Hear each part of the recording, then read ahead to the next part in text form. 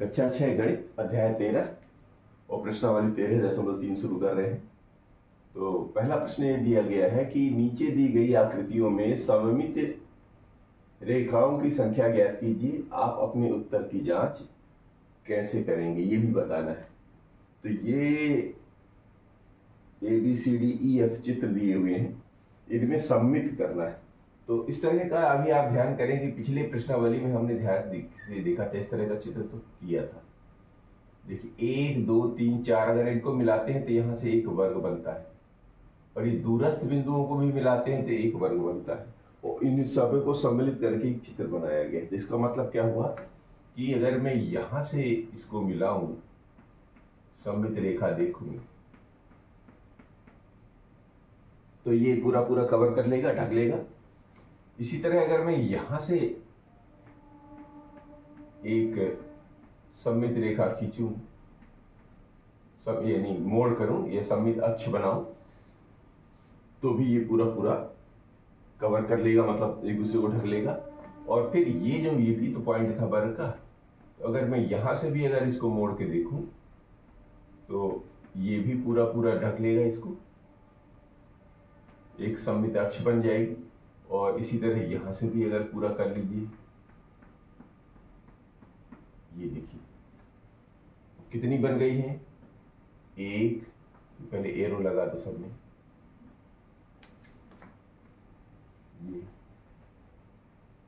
ये ठीक है, 1 2 3 4, ये पहली वाली।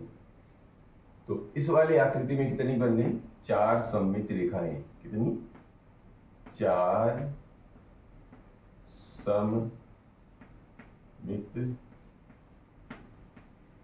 रेखाएं। ये एक तरह का ट्री बना हुआ है। तो आप बीच से कहीं से भी सममित बनाएंगे तो वो कवर नहीं करेगा। तो इसका क्या तरीका है, यहां से इसको डाल दीजिए, तो ये आधा आधा, आधा इधर बराबर बराबर भागों में बट जा रहा है, यानी सममित अक्ष बन पा रही। और कोई तरीका करेंगे तो पूरा पूरा नहीं ढकेगा। तो इसका मतलब इसमें कितना हो गया, एक सममित रेखा है। कितनी, एक सममित रेखा, इसमें एक आई। इसमें कितनी आ सकती है, एक तो अगर यहां से कर दें तो ऐसा ऐसा ढक जाएगा, एक तो ये सीधी सीधी दिख रही है।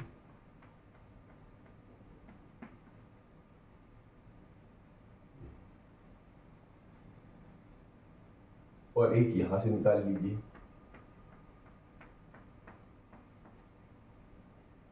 यहां से, तो इसमें कितनी बन जा रही है, इसमें बन जा रही है 2। और कोई तरीका नहीं है, बस 2 ही बनेंगी। तो 2 सममित रेखा, 2 सममित रेखा, ठीक है। इसको देखिए तो डी में क्या हो गया, ये तो एक ब्रेड, ऐसा लग रहा है ब्रेड रखी हुई जैसे है ना, उसी तरह का बना हुआ है ये।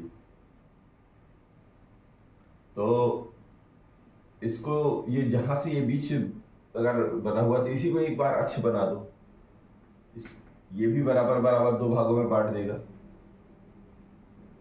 और बीच वाले पे अगर फोल्ड करेंगे तो भी बना देता है।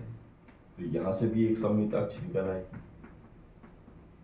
इसमें कितनी निकल आई, ये 1 ये 2, तो कितनी आई, 2 सममित रेखाएं, 2 सममित रेखाएं। ये एक तितली बना हुआ है। तो तितली को क्या, अगर कहीं से भी काटोगे तो फिट नहीं होगा, लेकिन बीचों बीच अगर आप यहां से डाल देते हो एक सममित अक्ष, ये यहां से, तो ये बराबर बराबर बन गया। कितना बन गया, एक सममित बन गया, एक सममित रेखा, एक ही निकलेगी। ये एक एरो रखा हुआ है 2 डायरेक्शन का, तो अगर मैं बीच से यहां से एक सममित अक्ष बना लें तो, और इस किनारे वाले नोक से इस किनारे वाले नोक को मिला दीजिए, और कोई तरीका नहीं समझ में आ रहा। तो ये रहा 1, ये रहा 2, इसका मतलब हो गया 2 सममित रेखाएं। ये लो जी, जांच भी हो गई जांच, सममित रेखा भी बन गई और उसकी संख्या निकल आई, और उसकी ये जांच हो रही। जांच का मतलब मोड़ के देखेंगे तो वो उतना ही दिखेगा, यानी कि दर्पण रख दें तो दोनों पक्ष एक जैसा। अगर यहाँ पर आप दर्पण रख देंगे तो ये आधा इधर वाला आधा इधर वाला दिखेंगे, ऐसा रोकेंगे तो इधर वाला बराबर दिखेगा। तो इस तरह जो है हमको ये इसकी जांच भी होती है। अब इसी का लेते हैं दूसरा। ये दूसरा प्रश्न दिया हुआ है कि नीचे दिए गए आरेखण को वर्गांकित पेपर पर बनवाइए। वर्गांकित पेपर वही समझ रहे हैं ना, वो जो लाइन में चौकोर लाइन वाला पेपर होता है वो। प्रत्येक को पूरा कीजिए जिससे प्राप्त आकृति में दो बिंदुकित रेखाएं दो सममित रेखाओं के रूप में। देखो जी, ये तो बोर्ड में हम समझाने की कोशिश की, ये तो ग्राफ बना हुआ है हमारा, ठीक है। अब ऐसा समझिए कि ऐसे ऐसे ये बिंदुकित रेखाएं हैं, तो ध्यान रखना है दो सममित रेखाएं चाहिए। तो सबसे पहले जहां से शुरू है, अगर ऐसा समझिए, चाहे यहाँ पे दर्पण रख दो या कागज को मोड़ दो, ऐसा करना है। तो जैसे यहां से है और ये कितनी दूरी पर है, तो ये इतनी दूरी पर इधर भी आ जाएगा। इसका अक्सर अगर यहाँ रखते हैं तो, है ना, मोड़ेंगे तो इससे इसको मिला दो, पहले यहाँ कहीं आएगा, इससे इसको मिला दो, ये मिल गया। तो इससे एक ये सममित रेखा बनी। अब इसी पर ये तो यहां पर रखे थे तो ये इधर को दिखा, अब यहां पर रखेंगे तो इधर को दिखना चाहिए। इसका मतलब ये जो है जितनी दूरी पर है उतनी दूरी पर जो बिंदु होगा वहां पर आप इसको ले जाओ। यहां से मान ली इसी बिंदु पर आएंगे। अब इससे क्या करोगे, इससे इसको मिला दो, इससे इसको मिला दो, तो ये ऐसी आकृति बन गई। और ये देखो, ये बन गए सममित अक्ष या सममित रेखाएं। ये कुछ ऐसा बना, मतलब ये वाला जो रेखा थी वो दो सममित रेखाओं के रूप में ऐसे देखिए, एक सममित रेखा ये बन जाएगी, एक सममित रेखा ये बन जाएगी। इसको देखिए, ये कैसा है, ये यहां से शुरू है, फिर ये ऊपर गया है, फिर ये इधर इस वाले ब्लॉक पर आया, फिर यहां चला गया। तो सबसे पहले क्या करना है, इसको इस पार बनाएंगे, फिर बाद में उधर जाएगा। तो इस पार बनाने का क्या तरीका है, पहले ये यहां से शुरू हो गया और यहां पे चल रहा है, तो यहां से पहले एक पॉइंट तक ऊपर आएगा, तो यहां तक आया है, ये लीजिए एक पॉइंट तक आया है। फिर क्या गया है, ऊपर गया है, तो ये नीचे की तरफ आ जाएगा, ठीक है ना। फिर ये किधर गया है, अंदर की तरफ आया है, तो ये अंदर की तरफ चला जाएगा। और ये कहाँ गया है, इस नीचे की तरफ गया है, तो ये इधर की तरफ आएगा, ठीक है। और फिर ये कहाँ गया है, ऊपर, तो ये आ जाएगा इस बिंदु की तरफ, ऐसे, ठीक है ना। इधर क्या, अब देखिए बराबर बराबर डिस्टेंस पे आ गया। अब यहां पर अगर इसको मोड़ते हैं या दर्पण रखते हैं तो क्या इसका अक्ष इधर नजर आएगा। तो इसकी तरफ जो जाने के लिए देखिए, ये इधर गया था तो ये इस पॉइंट तक आ जाएगी। ये देखिए, ये पॉइंट यहाँ पर है, तो यहाँ तक ले आइए, यहाँ तक आ गया। फिर ये किधर गया है, ऊपर की तरफ गया है यहाँ तक, तो यहाँ तक ले जाइए इसको, ये चला गया। फिर पीछे आया है इसके समानांतर यहाँ तक, तो यहाँ तक ले आइए इसको, ये। फिर यहाँ तक आने के बाद कहाँ चला गया है, ये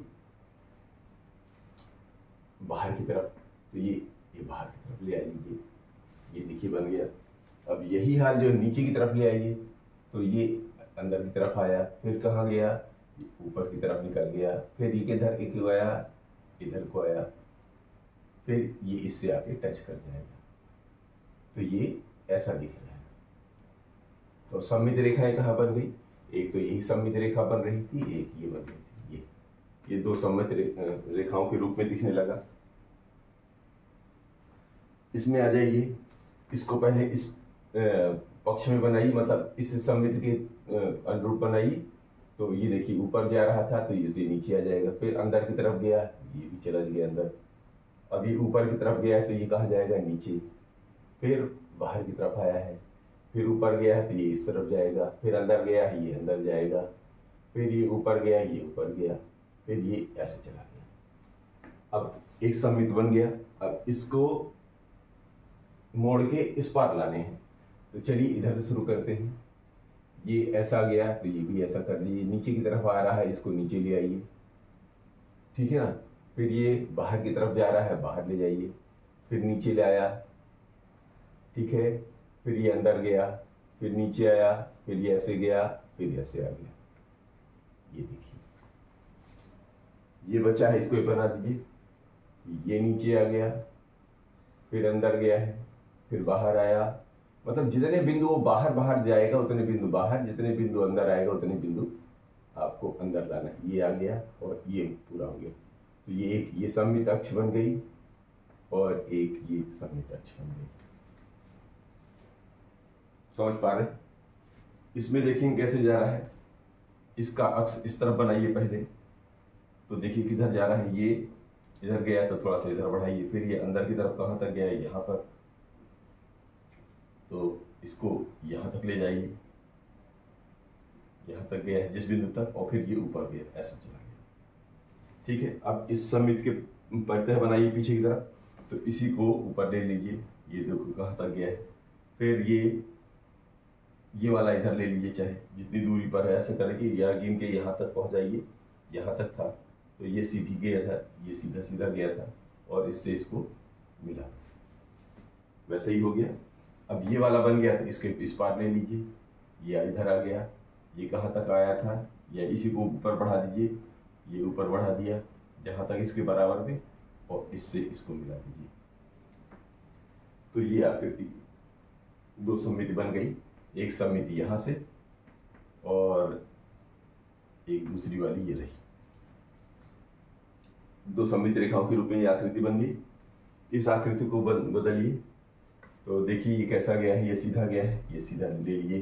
पहले इस वाली सममिति के तहत निकालना है, फिर ये अंदर की तरफ आया है, ये अंदर की तरफ ले लो, फिर ये सीधा गया है, सीधा दे देते, फिर ये अंदर की तरफ धंसा है इसी के सीध पर, तो ये ले लीजिए।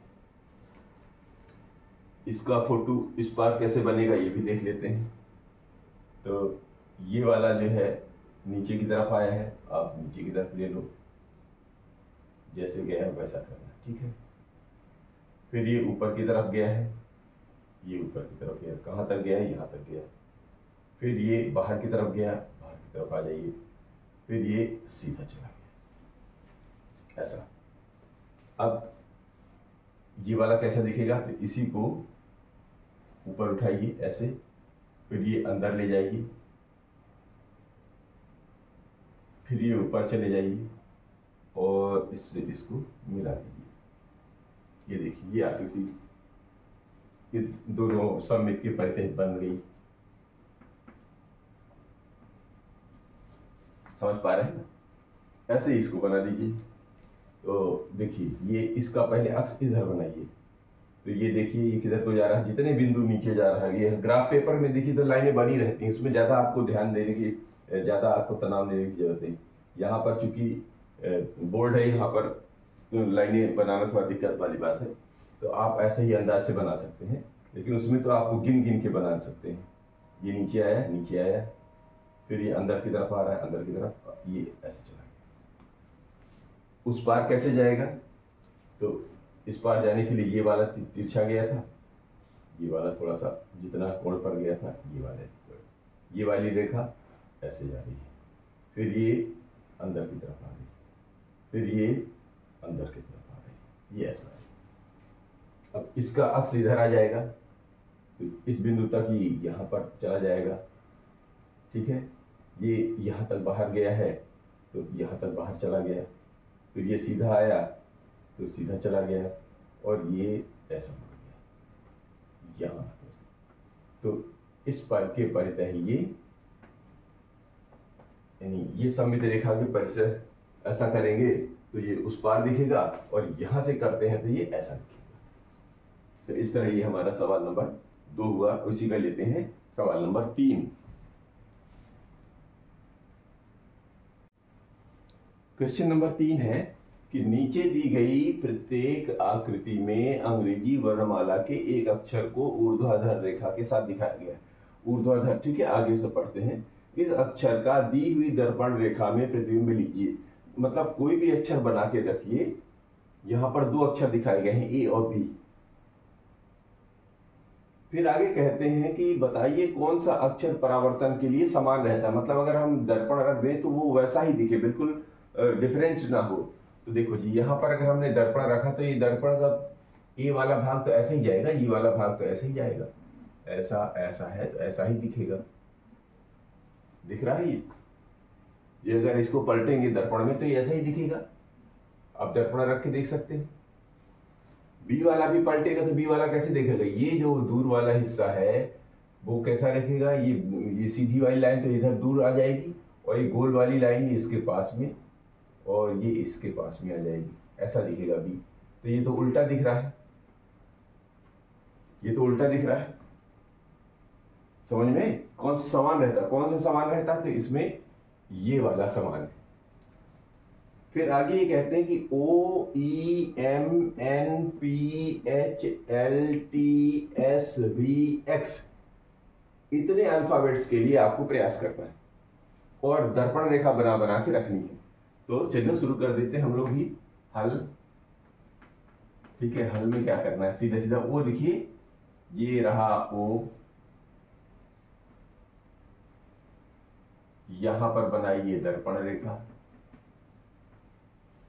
शीशा में चाहे आप शीशा ले लीजिए, उसको देख देख के बनाते चलते हैं।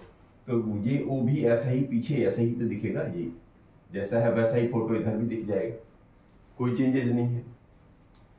ई लेते हैं तो ई वाले को बनाते हैं, यहां पर ई बनाते हैं। ये है ई। अब ये दर्पण रेखा माने यहां पर लगाया शीशा, दर्पण रखा, तो जैसा है ये वैसे ही तो पलटेगा। ये वाली रेखा इधर जाएगी, ये इधर पलटेगा और ये इधर पलटेगा। सीधी वाली रेखा ऐसे आ जाएगी।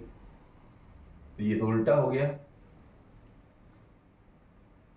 कौन सा अक्षर परावर्तन के लिए समान रहता है? पहले तो सब बना लेते हैं, फिर देखते हैं किसमें समानता है और कौन बिगड़े हुए नजर आते हैं। तो ये तो थोड़ा सा बिगड़ा हुआ नजर आ गया, उल्टा हो गया। एम में रखते हैं तो एम कैसे बनेगा जी?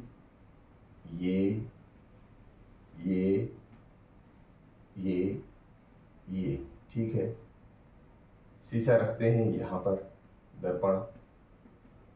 तो ये पहली वाली रेखा भी तो वैसी ही नजदीक रहेगी। ये बीच वाली ऐसी आएगी, सॉरी जी, जैसी जा रही वैसे ही जाने दीजिए। ये दूर वाली यहाँ पे बना लीजिए ये, और ये बीच वाली जैसे मुड़ी हुई है वैसे ही मुड़ जाएगी। ये लगभग ये भी वैसे ही सेम आ रही है। एम के बाद एन को लेते हैं। एन कैसे बनता है? ऐसे ऐसे ऐसे। अब यहाँ पे दर्पण रेखा ये लगाई है, यहाँ पर दर्पण दिखाते, ये पास वाली रेखा तो ऐसी ही है और ये दूर वाली ऐसी है। ये बीच वाली कैसे दिखेगी? ये यहां से जा रही ना, ये नजदीक वाली से, तो ये ऐसे चल दिखेगी। ऐसा मतलब ऐसा नहीं जाएगी, ये जैसी गई है तो ये उल्टी उधर को जाएगी। ये ऐसा, ये अलग टाइप की दिख रही है। एन के बाद लेते हैं पी। पी को देखें बनाते हैं, ये बना पी और यहां पर लगाया, यहां दर्पण लगा लिया। तो देखो जी, ये भी तो वैसे ही घूमेगा। ये कैथर को घूम रहा है ऐसे, राउंड राउंड कहां पर है? पास में। तो ये राउंड राउंड यहां गया, ये राउंड राउंड और ये नीचे की तरफ आ गया। ये पी ये कैसे दिखने लगा? ये पी ना देख के क्यू की तरफ बन गया, मतलब छोटा क्यू की तरह दिखने लगा। ये ऐसा दिखेगा। ठीक है। पी के बाद एच लेते हैं। एच कैसे बनता है? ऐसे और ऐसा। ठीक है, दर्पण रेखा यहां लगाते हैं। तो ये पास वाली रेखा यहां पर, ये वाली रेखा यहां पर, ये वाली रेखा यहां पर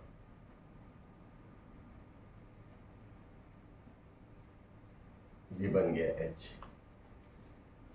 एच के बाद लेते हैं एल। ये रही दर्पण रेखा के पास में, यहां पर बनाते हैं एल। तो ये रहा एल, तो इधर जाएगा तो ये वाला नोक ऐसे ही जाएगा और ये ऊपर चला जाएगा, ये भी उल्टा हो गया। एल के बाद अब टी लेते हैं, तो टी कैसे दिख रहा है, ऐसा और ऐसा। ये यहां पर लगाते हैं दर्पण, तो ये गया ऐसा और ये गया ऐसा, ये हो गया टी। टी के बाद एस को लेते हैं, तो एस कैसे बनता है, ऐसे और ऐसे। ये रही दर्पण रेखा। उल्टी रेखा की तरफ चलिए, ये चलेंगे तो ये बाहर अंदर की तरफ आएगा, फिर ये इधर को गया उल्टा, ये इधर से इधर को आया, यहां तक आया, और ये जो इधर वाला था ये दूर वाले में आ जाएगा ऐसे, ऐसा। ये ऐसा उल्टा एस दिखेगा। वी वाले में लीजिए, ये दर्पण रेखा, वी ऐसा बनता है, तो ये वाला भी यहां से शुरू होगा, ऐसे आएगा और ऐसे जाएगा। ये लगभग सेम दिख रहा है। वी के बाद है एक्स, तो ये रही दर्पण रेखा। एक्स कैसे जाता है, ऐसे ऐसे, तो इसमें भी ये वाला जो है दूर की तरफ जाएगा, ऐसे और ऐसे। ठीक है। अब ये कह रहे हैं कि कौन सा अक्षर परावर्तन के बाद समान रहता है, तो आप एक काम करें, जिसमें समान एक जैसे दिख रहे हैं, एक तो ओ दिख रहा है, इसमें टिक लगा लेते हैं, ये नहीं दिख रहा है। ये एम दिख रहा है जैसा, एन नहीं दिख रहा, ये भी नहीं दिख रहा है, एच वाला दिख रहा है, एल उल्टा है, टी एक जैसा दिख रहा है, फिर एस गड़बड़ है, यहाँ वी दिख रहा है, एक्स दिख रहा है। तो आंसर अगर लिखना चाहेंगे, अगर यहाँ पर जगह हो, तो समान दिखने परावर्तन के बाद यहाँ पर कौन से अक्षर परावर्तन के बाद समान रहते हैं, तो परावर्तन के बाद यहां लिखेंगे परावर्तन के बाद समान दिखने वाले अक्षर, समान दिखने वाले अक्षर कौन कौन से दिख रहे हैं, जरा यहाँ पे नाम लिख दो। परावर्तन के बाद एक तो ओ दिखा है, ओ के बाद एम, एम के बाद कौन सा दिख रहा है, एच दिख रहा है यहाँ पर, तो एच भी परावर्तन के बाद समान है। एच के बाद टी है, यहाँ लगा दो टी।